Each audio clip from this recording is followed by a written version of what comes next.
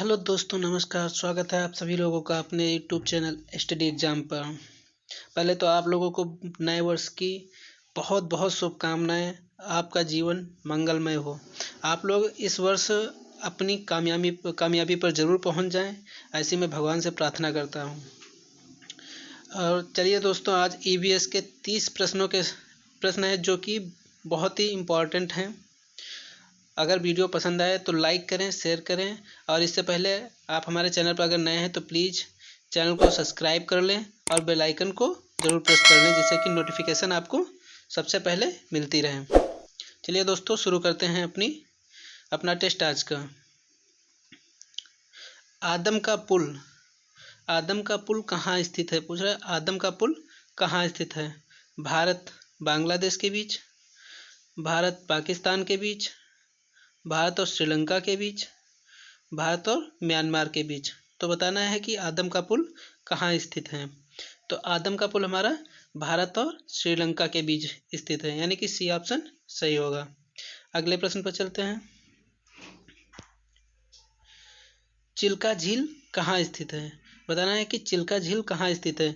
उत्तरी सरकार तट पर, मालाबार तट पर, कर्नाटक तट पर या कोंकण तट पर। तो चिल्का झील जो है ये उत्तरी सरकार तट पर स्थित है। ये ऑप्शन सही है। अगले प्रश्न पर चलते हैं। एशिया का प्रथम ग्रीन एयरपोर्ट कौन सा है? एशिया का प्रथम ग्रीन एयरपोर्ट कौन सा है? बेंगलुरु हवाई अड्डा, राजीव गांधी हवाई अड्डा, कोचीन हवाई अड्डा या इंदिरा गांधी अंतर्राष्ट्रीय हवाई अड्डा। तो इसका सही जवाब क्या हो जाएगा? राजीव गांधी हवाई अड्डा। अगले प्रश्न पर चलते हैं। भारत में सबसे पुरानी पर्वत श्रृंखला कौन सी है? बताना है भारत में सबसे पुरानी पर्वत श्रृंखला कौन सी है। अरावली, काराकोरम, विंध्याचल या पश्चिमी घाट। तो भारत की जो सबसे पुरानी पर्वत श्रृंखला है वो कौन सी है? अरावली पर्वत श्रृंखला सबसे पुरानी पर्वत श्रृंखला है। अगले प्रश्न पर चलते हैं। काजीरंगा वन्य जीव अभ्यारण्य किस लिए प्रसिद्ध है? बताना है कि काजीरंगा वन्य जीव अभ्यारण्य जो है वह किस लिए प्रसिद्ध है। शेर के लिए, बाघ, एक सींग वाला गैंडा या हिरण। तो काजीरंगा वन्य जीव अभ्यारण्य जो है वह एक सींग वाले गैंडे के लिए प्रसिद्ध है और यह असम में स्थित है। अगले प्रश्न पर चलते हैं।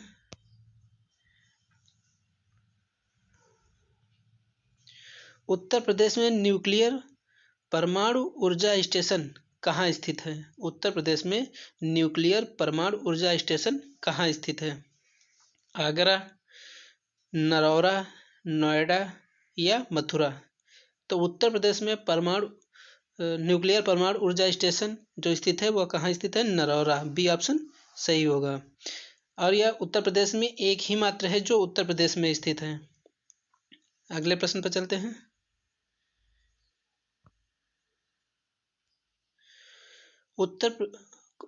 कौन सी निष्क्रिय गैस वातावरण में सबसे अधिक मात्रा में पाई जाती है? बताना है कि कौन सी निष्क्रिय गैस वातावरण में सबसे अधिक मात्रा में पाई जाती है। जेनान, रेडान, आर्गन या नियान। तो जो वातावरण में सबसे अधिक मात्रा में पाई जाती है वह आर्गन है। आर्गन गैस सबसे अधिक वातावरण में पाई जाती है। और अक्रिय गैसें कुल 6 गैसें होती हैं। कौन कौन सी? एक आर्गन, हीलियम, नियान, जेनान, रेडान और क्रिप्टान। ये 6 गैसें हैं जो कुल अक्रिय गैसें होती हैं। अगले प्रश्न पर चलते हैं।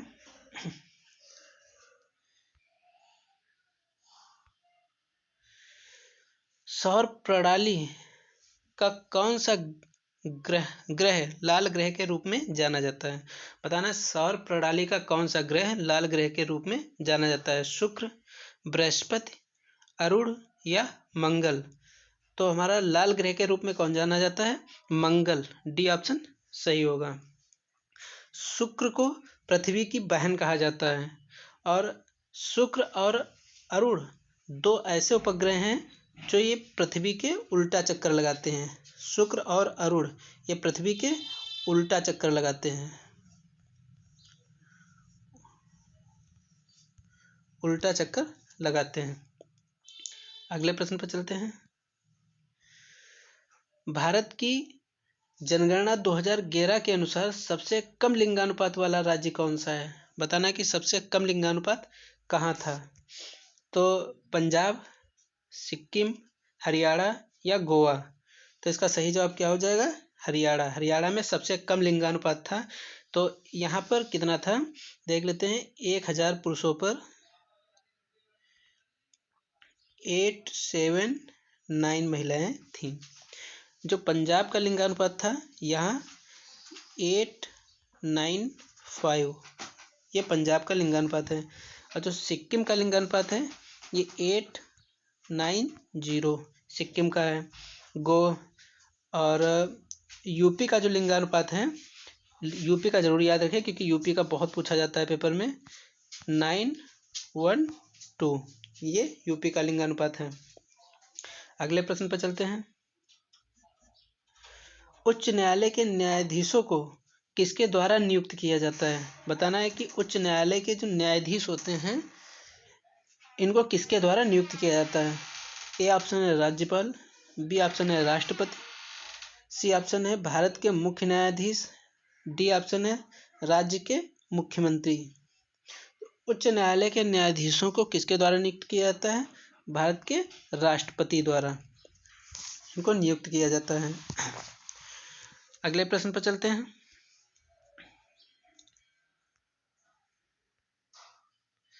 प्राक्कलन समिति में कुल कितने सदस्य होते हैं? बताना है प्राक्कलन समिति में कुल कितने सदस्य होते हैं? 30, 25, 40 या 22। तो प्राक्कलन समिति में कुल कितने सदस्य होते हैं? 30 सदस्य होते हैं। और एक होती है लोक लेखा समिति,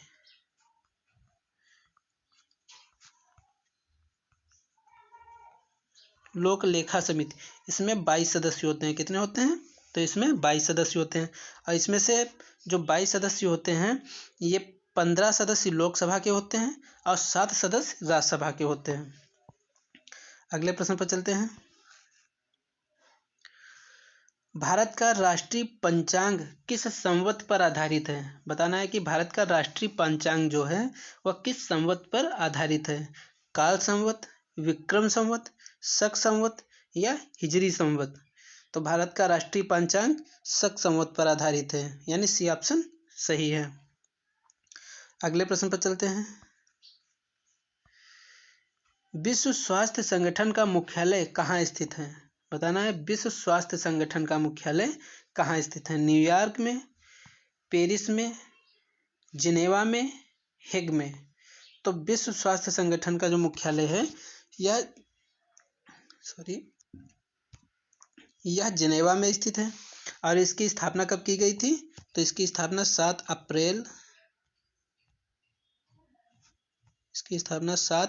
अप्रैल 1948 को की गई थी। और जो हेग है यहाँ अंतर्राष्ट्रीय न्यायालय का मुख्यालय स्थित है। अगले प्रश्न पर चलते हैं। भारत में प्रथम परमाणु विस्फोट कहाँ किया गया था? बेंगलुरु में, अमृतसर में, पोखरण में या त्रिवेंद्रम में।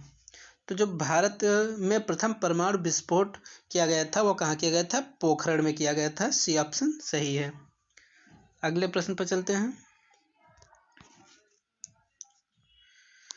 1936 में अखिल भारतीय किसान सम्मेलन कहाँ आयोजित किया गया था? 1936 में अखिल भारतीय किसान सम्मेलन कहाँ आयोजित किया गया था?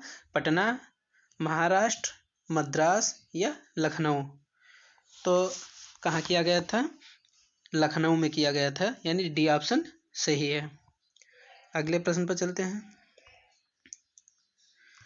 भारत में स्थानीय स्वशासन का जनक किसे माना जाता है? यह क्वेश्चन बहुत पूछा जाता है कि भारत में स्थानीय स्वशासन का जनक किसे माना जाता है?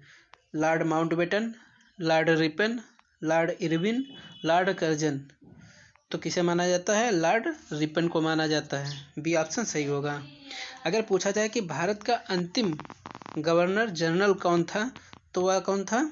वह थे लॉर्ड माउंटबेटन। और अगर पूछा जाए भारत का अंतिम भारतीय गवर्नर जनरल कौन था, तो वहाँ पर सी राजगोपालाचारी जी हो जाएंगे। लेकिन अगर भारतीय नहीं लगाया जाता है तो वहाँ पर लॉर्ड माउंटबेटन ही सही होगा। लॉर्ड इरविन, गांधी इरविन समझौता होता है, इरविन के साथ गांधी जी का समझौता होता है जिसे कहते हैं गांधी इरविन समझौता। यह कब होता है? यह होता है 5 मार्च 1931 को होता है। और लॉर्ड कर्जन के समय में बंगाल विभाजन हुआ था 1905 में। अगले प्रश्न पर चलते हैं। मानव शरीर के किस अंग द्वारा अमोनिया को यूरिया में परिवर्तित किया जाता है? बताना है मानव शरीर के किस अंग द्वारा अमोनिया को यूरिया में परिवर्तित किया जाता है? यकृत, किडनी, फेफड़ा या हृदय? तो इसका सही जवाब क्या होगा? यकृत। यकृत मानव शरीर का एक अंग, ऐसा अंग है जिसको अमोनिया को यूरिया में परिवर्तित करने का काम करता है। अगले प्रश्न पर चलते हैं।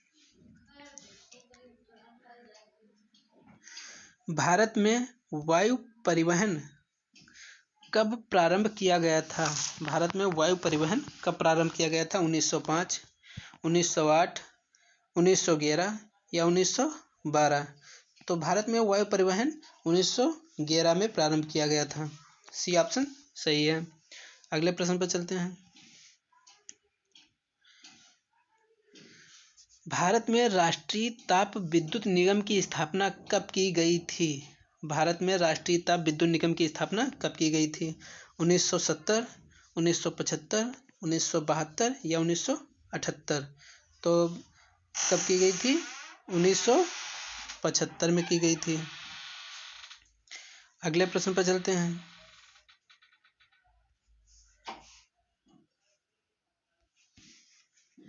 भारत में कुल वनों का प्रतिशत क्षेत्रफल कितना है? बताना है भारत में कुल वनों का प्रतिशत क्षेत्रफल कितना है? 24.56%, 25.56% या 26.56% या 27.56%? तो भारत में कुल वनों का प्रतिशत क्षेत्रफल बताना है कितना है? तो कितना है? 24.56%। अगले प्रश्न पर चलते हैं। वन रिपोर्ट 2019 के अनुसार उत्तर प्रदेश में कुल वनावरण है। वन रिपोर्ट 2019 के अनुसार उत्तर प्रदेश में कुल वनावरण कितना है ये बताना है। 13,806 वर्ग किलोमीटर, 14,806 वर्ग किलोमीटर, 15,806 वर्ग किलोमीटर या 16,806 वर्ग किलोमीटर? तो कौन सा ऑप्शन सही होगा? बी ऑप्शन सही होगा, 14,806 वर्ग किलोमीटर। अगले प्रश्न पर चलते हैं। किस मृदा को उष्णकटिबंधीय चरणोजम मृदा भी कहा जाता है? किस मृदा को उष्णकटिबंधीय चरणोजम मृदा भी कहा जाता है? जलोढ़ मृदा, काली मृदा, लाल मृदा या लेटेराइट मृदा? तो किसे कहा जाता है? ये काली मृदा को कहा जाता है। बी ऑप्शन सही है। अगले प्रश्न पर चलते हैं। सबसे विनाशकारी भूकंप तरंग मानी जाती हैं?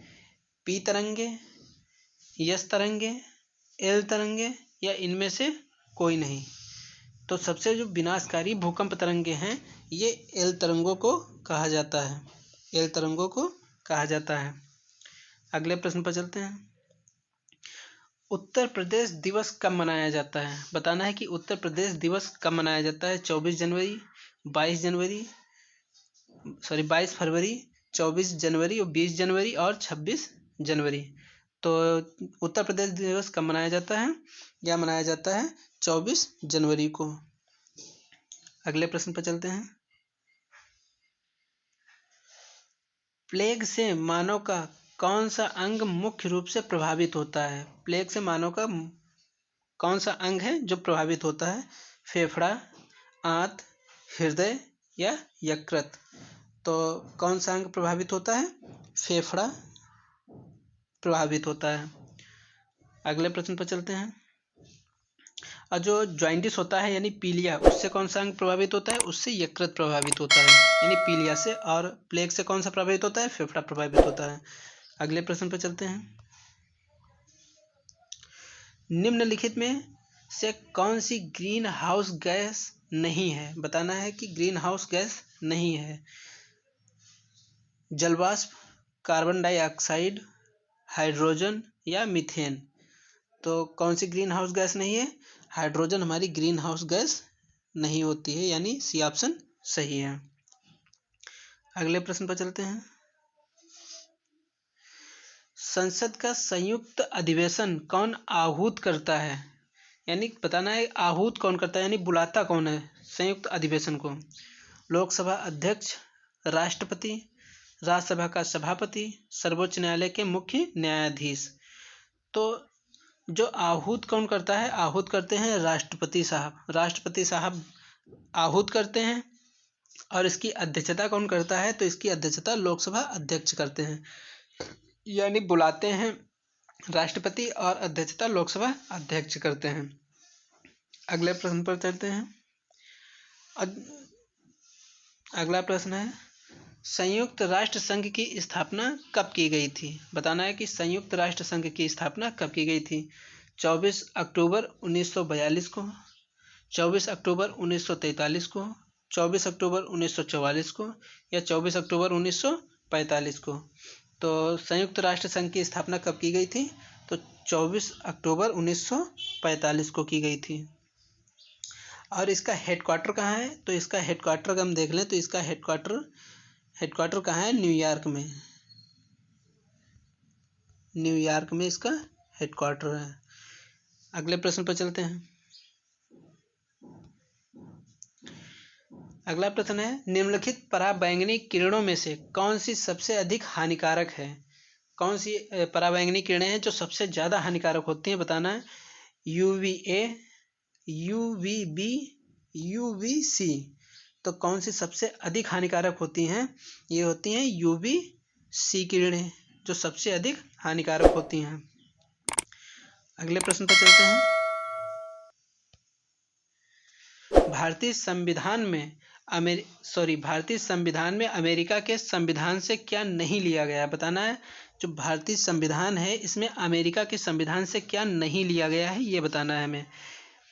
यानी मूल अधिकार, प्रस्तावना का विचार, प्रस्तावना की भाषा या स्वतंत्र न्यायपालिका।